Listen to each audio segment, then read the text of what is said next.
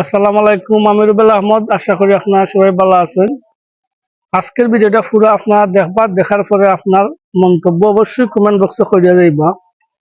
আমি অনেকেই দেখছি কমেন্ট করেন যে ফলো দিলাম, ফলো ব্যাক দেন।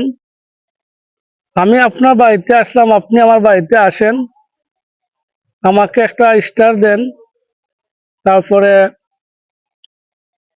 আমি আপনার লাইক করলাম, আপনি আমার লাইক করেন না। আসলে এই কমেন্টগুলো আপনারা করবা না, কারণ এই কমেন্টগুলা করলে আসলে ফেসবুক কিন্তু আপনারা কোনো সময় কইছে না এই কমেন্ট করতা।